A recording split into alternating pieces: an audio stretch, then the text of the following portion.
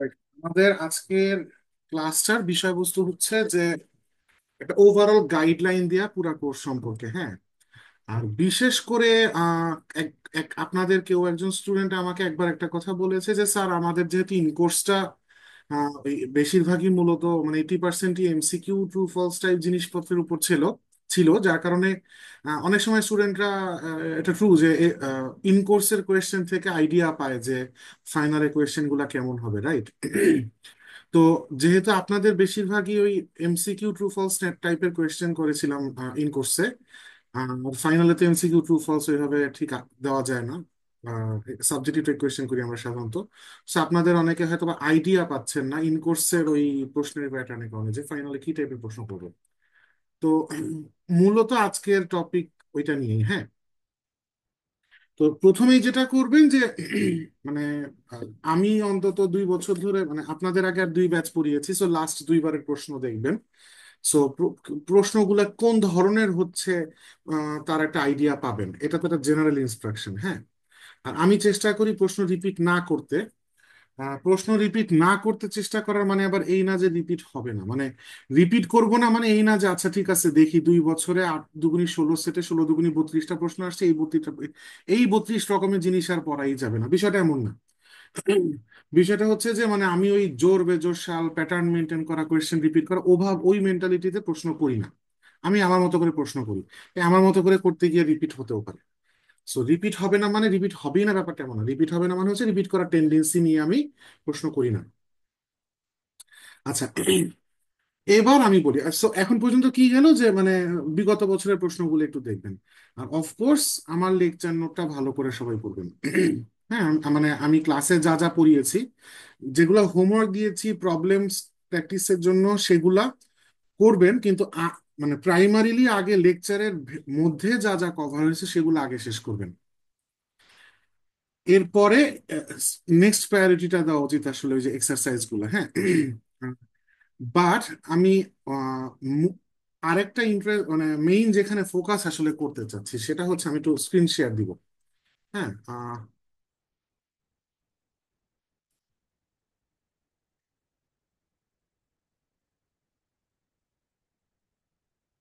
এক সেকেন্ড।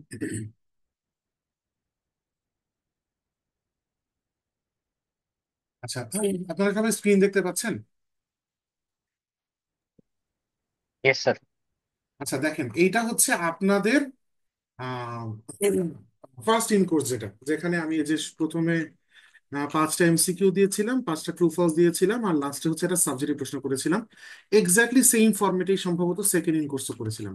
এখন দেখেন, প্রথমেই আমি যেটা বলতে চাচ্ছি সেটা হচ্ছে, আমি কিন্তু সাবজেক্টিভ প্রশ্ন লিস্ট একটা করে 2টা ইন কোর্সেই দিয়েছি। সো এই প্রশ্নটাও কিন্তু একটা ক্লু হইতে পারে যে কি ধরনের প্রশ্ন আপনাদের আসতে পারে।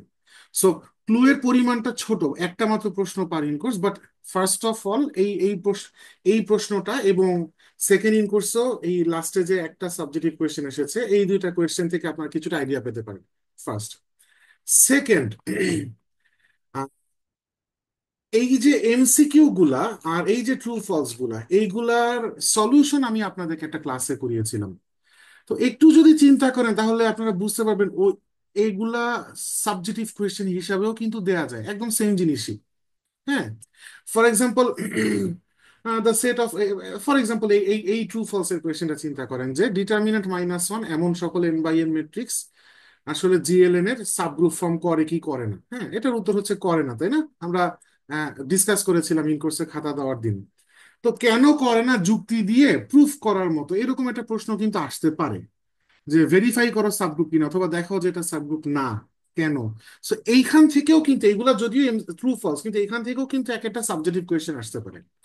আবার মানে বানানো সম্ভব। আবার ফর এক্সাম্পল এই এমসিকিউ গুলা, এই যে ফর এক্সাম্পল এই এই বি নাম্বারটা, মানে আপনারা আবার এখান থেকে ভেবেন না যে যেগুলো হাইলাইট করতেছি এগুলো থেকে প্রশ্ন দিচ্ছি, আমি স্যাম্পল দেখাচ্ছি। সো এইখান থেকে এই প্রশ্নটা একটা সাবজেক্টিভ প্রশ্ন হতে পারে। জাস্ট এমসিকিউ এর সময় আপনি রাফে ক্যালকুলেশন করে অ্যান্সারে দাগ দিয়ে ফেলছিলেন। এখন আপনাকে ওই রাফ ক্যালকুলেশনটাকে ওয়ার্ডে এক্সপ্লেন করে কোন জায়গায় এন দিলাম, কোন জায়গায় এন -1 দিলাম, কেন দিলাম, হ্যাঁ, কারণ উল্লেখ করে করে ছোটবেলার পারমুটেশন কম্বিনেশনের অঙ্কের মতো যেভাবে এক্সপ্লেন করে করে লজিক দিয়ে রেজাল্টটাকে ডেভেলপ করতেন, এটা করতে পারেন।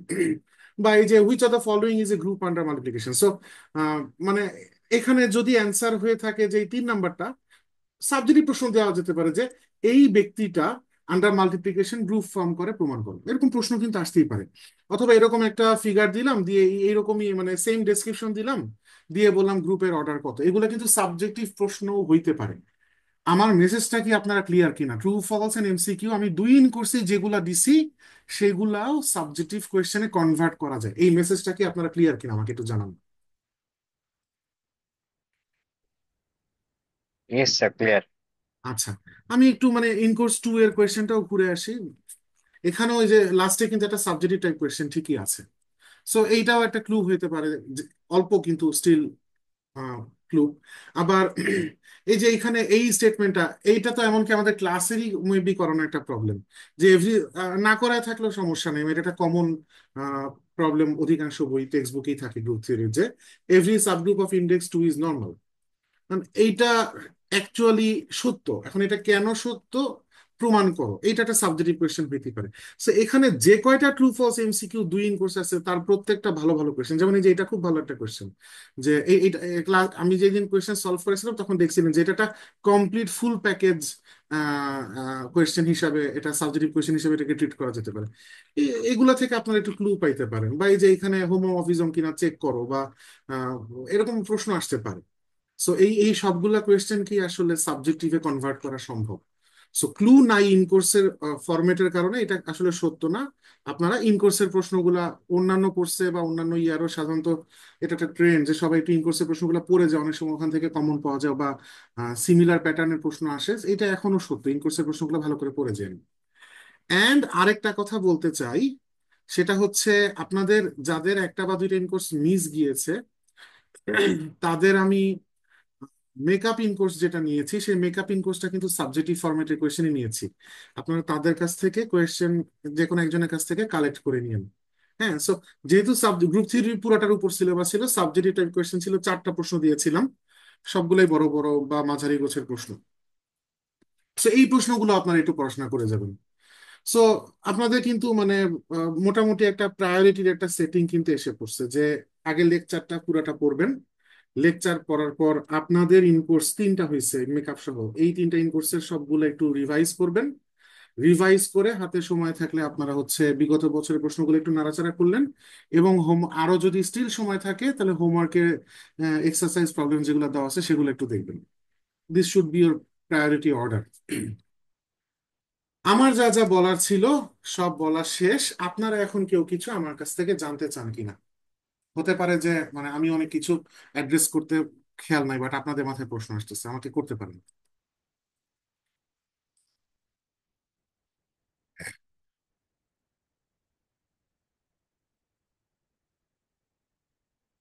কারো কিছু জানার নাই? জেনারেল কোনো কোয়েশ্চেন, মানে টপিক ওয়াইজ না, যে এটা বুঝা যাবে এটা বুঝা যাবে না, সেটার জন্য আমরা সামনে আরো ক্লাস নিব। ওই পিএল এর মধ্যে হোক বা পরীক্ষার 1-2 দিন আগে হোক, প্রবলেম সলভিং ক্লাস আমরা নিব। বাট এমনিতে জেনারেল গাইডলাইন মূলক আর কি, যে কারো কোনো জানার থাকলে করতে পারেন কোয়েশ্চেন। স্যার, সেটের ফরমেশন এরকম কোনো আইডিয়া দেওয়া যাবে? সেটের ফরমেশন, এইটা নিয়ে এটা সেন্স এটা নিয়ে মানে আমি ভালো কথা, একটু আগে আমি যা যা বলছি সবই কিন্তু আমি আমার এন্ড থেকে বলছি। সেকেন্ড এক্সামিনার কি করবে আমি জানি না। সেকেন্ড এক্সামিনারকে শুধু সিলেবাস দেওয়া হয়, কি ফরম্যাটের প্রশ্ন হবে না হবে সম্পূর্ণ তার ইচ্ছা। তা মডারেট হয়ে তার কয়টা সেট আসবে, আমার কয়টা সেট থাকবে, এগুলাও মডারেটরদের ইচ্ছা। এগুলা নিয়ে আসলে আমার জানাও নাই, অ্যান্ড জানার উপায়ও নাই, আর কমেন্টও নাই আমার। আর এই সেটের ফরমেশনটা খুবই হাইলি সেন্সিটিভ একটা ব্যাপার, কারণ আফটার মডারেশন আমার গাইডলাইন থেকে আর অনেক কোয়েশ্চেন থাকে থেকে যায় সাধারণত, কিন্তু ফরমেশন নষ্ট হইতে বাধ্য। মানে যেহেতু হয়তো একের এ নিল আমার থেকে, একের বি নিল সেকেন্ড এক্সামিনের থেকে, 2-এর এ নিল সেকেন্ড থেকে, 2-এর বি নিল আমার থেকে, এইভাবে এমন ভাবে মিক্স আপ জিনিসটা হয়, যে আমি যদি এখন আপনাকে অ্যাডভান্স কোন একটা ফরম্যাট বলে দিই যে ঠিক আছে এই টপিক থেকে এক সেট, এই টপিক থেকে এক সেট, ওটা অলমোস্ট সার্টেনলি ইনট্যাক্ট থাকবে না। এবং এইটা জেনে আগাতে গেলে আপনি আরো মিসগাইডেড হবেন এবং পরীক্ষায় আপনি বিপদগ্রস্ত হতে পারেন। তো আমি চাচ্ছি না ওইটা নিয়ে কোনো কথা বলতে। তবে আপনি মানে একদম পয়েন্ট বাই পয়েন্ট ফরমেশন না হইলেও মানে আপনি নিজে যদি সিলেবাসটা নিয়ে বসেন, আপনারা নিজেরাও কিছুটা আইডিয়া করতে পারবেন। ধরেন আপনি নিজেকে টিচারের ভূমিকায় বসান, আপনি দেখতেছেন যে গ্রুপ থ্রি থেকে এরকম 4-5টা টপিক, রিং থ্রি থেকে 4-5টা টপিক, মানে মোর অরলেস প্রতি টপিক থেকে একটা প্রশ্ন থাকে। অনেক সময় কোনো টপিক টপিক সংখ্যা যেহেতু সাধারণত বেশি হয়, একটা টপিক হয়তো বাদ পড়ে যায়। সো মানে আপনি নিজে প্রশ্নকর্তা হিসেবে সিলেবাসের দিকে তাকে একটু বোঝার চেষ্টা করবেন। ওইটার কাছাকাছি কিছু একটি আসবে। প্রচুর পরিমাণে মিক্স আপ থাকবে না, এইটার প্রশ্ন ওই জায়গায় ওইটার প্রশ্ন ওই জায়গায়, এরকম সাধারণত হয় না। আমি কি বুঝাতে পারছি যিনি প্রশ্ন করছিলেন? জি sir, thank you so much. এটা শুধু আমার কোর্স না, এটা ইন জেনারেল 4 ইয়ারের সকল কোর্সের জন্য সত্য, হ্যাঁ। মানে ফরম্যাট টার্গেট করাটা খুব রিস্কি। যিনি ফার্স্ট হন, সেকেন্ড হন, এবং যিনি শুধুমাত্র পাশ করার জন্য টার্গেট করতেছেন, সবার প্রতি আমার সাজেশন থাকবে যে লেকচার পুরোটা পড়ে যান, বাদটা দিয়ে না বা সেট বাছাই করা ট্রাই করে না, বিপদে বিপদে পড়ার চান্স থাকে। ওকে, নেক্সট।